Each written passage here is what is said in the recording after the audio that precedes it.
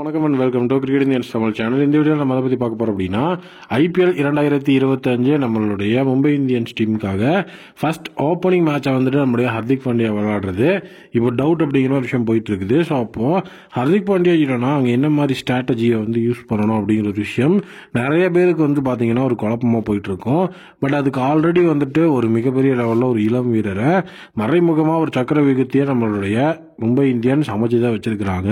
அது என்ன சக்கரவியூகம், யார் வந்து அந்த இடத்துக்குள்ளே வரப்போகிறா அப்படிங்கிறத இந்த வீடியோவில் உங்களுக்கு சொல்கிறேன்.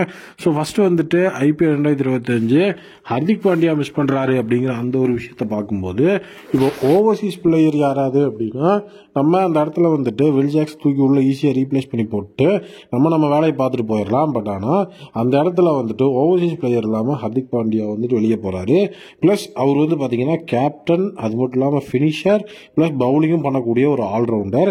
ஸோ அப்படி இருக்கும்போது நமக்கு எடுக்கக்கூடிய ரீப்ளேஸ்மெண்ட் அப்படிங்கிற அந்த விஷயத்துக்குள்ளே வந்து ஸோ அதாவது ஹர்திக் பாண்டியாவோட இடத்துக்குள்ளே வந்து அதே மாதிரி ஒரு ரோலை வந்து பண்ணக்கூடிய ஒரு பிளேயர் தான் இங்கே நம்ம வந்துட்டு கண்டிப்பாக எடுக்கணும். ஸோ அது அப்படி எடுத்தால் மட்டும்தான் அது லைக் டு லைக் ரீப்ளேஸ்மெண்ட் ஆகும். ஸோ டீமுக்கும் அது வந்து எஃபெக்டிவாகவும் இருக்கும்.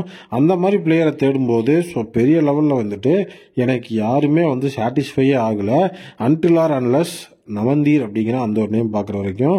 ஸோ நமந்தீரை நான் ஏன் இந்த இடத்துல சாலிடாக சொல்கிறேன் அப்படின்னா ஸோ நமந்தீரை வந்துட்டு மும்பை இந்தியன்ஸ் RTM பண்ணாங்க.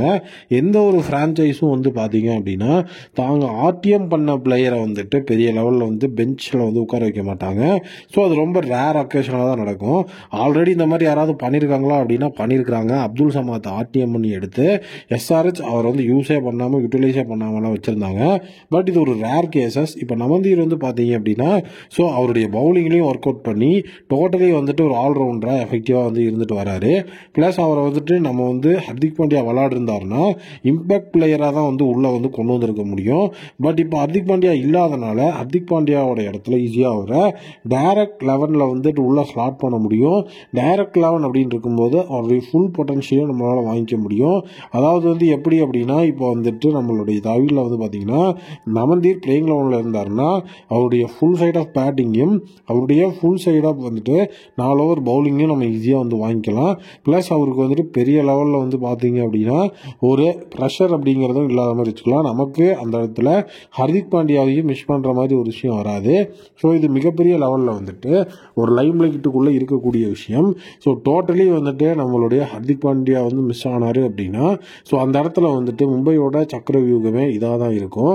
ஸோ இப்போது நமந்தீர் அவருடைய IPL 2025 ப்ராக்டிஸில் வேறு லெவலில் வந்து விக்கெட் மேலே விக்கெட்டாக போட்டு தூக்கிட்டு இருக்கிறாரு. அதே நேரம் வந்து பார்த்தீங்கன்னா சிக்ஸஸ் எல்லாம் வந்து பயங்கரமாக அடிச்சிட்டு இருக்கிறாரு. ஆல்ரெடி நமந்தீர் தான் வந்து பார்த்தீங்க அப்படின்னா domestic practice session for Mumbai Indians. So அவங்க ஃபஸ்ட்டு வந்த பிளேயர் அவர் தான். ப்ராக்டிஸ் செஷனில் வந்து மாஸ் காட்டணும் அப்படிங்கிற ஒரு விஷயம் இந்த தடவை வந்து ஒரு பேட்டியை வந்து கொடுத்துருந்தாரு. பேட்டிங்கில் நான் வந்து எஃபெக்டிவான ஒரு பிளேயர்னு ப்ரூவ் பண்ணிட்டேன். இதுக்கப்புறம் நான் ப்ரூவ் பண்ண வேண்டிய இடம்னா என்னோட பவுலிங் தான். ஸோ ஒரு பவுலராகவும் நான் வந்து இந்த இடத்துல ரொம்ப எஃபெக்டிவாக இருக்க விரும்புகிறேன் என்னோட டீமுக்கு. ஸோ அதனால் நான் வந்து பார்த்தீங்க அப்படின்னா இந்த ஒரு ரோலை எடுத்துக்கிறதுக்கு ரெடியாக இருக்குது அப்படின்னு சொல்லி ஸோ அவரை ஒரு ஆல்ரவுண்டராக வந்து என்னை ஃபுல் பொட்டன்ஷியல் யூட்டிலைஸ் பண்ணுங்கள் அப்படிங்கிற ஒரு விஷயத்த மறைமுகமாக அந்த இடத்துல சொல்லியிருக்கிறாரு அப்படிங்கிறது தான் உண்மை. ஸோ கண்டிப்பாக வந்துட்டு நமந்தீர் அதுக்கு வந்து ஒரு மிகப்பெரிய லெவலில் தகுதியான ஒரு பிளேயர் அப்படிங்கிறதுல எந்த விதமான டவுட்டும் கிடையாது. ஏன்னா வந்து பார்த்தீங்கன்னா ஃபியூ டைம்ஸ் வந்துட்டு நம்மளுடைய மும்பை இந்தியன்ஸ் மிகப்பெரிய சரிவில் இருக்கும் போதெல்லாம் நமந்தீர் வந்து அந்த இடத்துல சேவ் பண்ணியிருக்கிறாரு. இப்போ அவரோட பவுலிங்கும் இருக்கும்போது ஹர்திக் பாண்டியாவோட இடத்துல அவர் விளையாடலாம். நீங்கள் என்ன நினைக்கிறீங்க அப்படிங்கிற உங்களுடைய ஒப்பீனியனை கமெண்ட் செக்ஷனில் மறக்காம கமெண்ட் பண்ணுங்கள். மீண்டும் ஒரு வீடியோவில் மீட் பண்ணுறேன். Thank you, take care and bye bye.